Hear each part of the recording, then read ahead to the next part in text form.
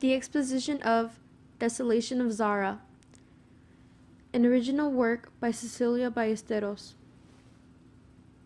My left and right legs pushed the pedals of my dark green bike across the washed out and vibrant street.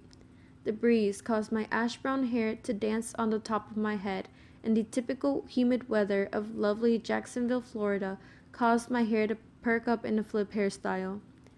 I waved to the old man sitting on his porch while pedaling by, and he smiled, causing the corners of his eyes to wrinkle.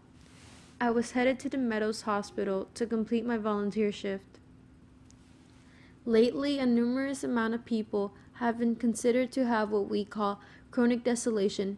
It is a medical condition where a person seems to have been in a condition similar to a coma, except that there is no external or internal damage that may have triggered it.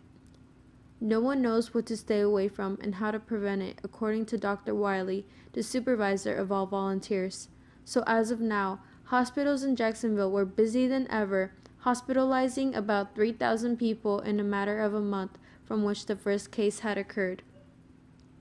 I was headed towards the intensive care unit, where victims of chronic desolation were at. Dr. Wiley had told me that she was going to let me help them with the patient in chronic desolation from now on by helping them record blood pressures, heart rates, and oxygen levels. I'll even be changing bed sheets and cleaning their mouth and teeth with a wet sponge. I saw from afar a woman and two men in lab coats stepping out of a room. They departed and went their own ways, and shortly after, another woman with wavy blonde hair, ocean blue eyes, and a white lab coat stepped out of the room.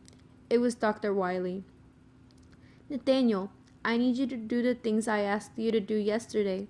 I'll be back in 20 minutes, she said, looking to me in the eyes. "Okay, I'm right on it," I replied.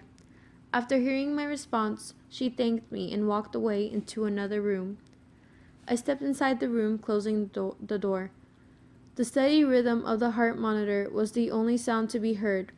The room was painted an intense blue with oak hardwood flooring, and the electric bed stood in the center of the left wall with monitors right next to it. A large window allowed the view of outside, and a four-screen love seat stood in front of it. I stepped and peered closer to the electric bed to find a girl who appeared to be my age laying on it. Her body, wearing a cotton blue hospital gown, stood motionless. Her rich black hair framed her heart-shaped face and cascaded all over the bed. Freckles littered her high cheekbones and defined nose on her rosy pale skin. I walked over to the blood pressure monitor and cuffed her arm with the wrap used to measure blood pressures. After a few minutes, the blood pressure read 120/80 mmHg. I began to unwrap the band off her arm and thought how strange someone in such a good condition is in a coma for no apparent reason.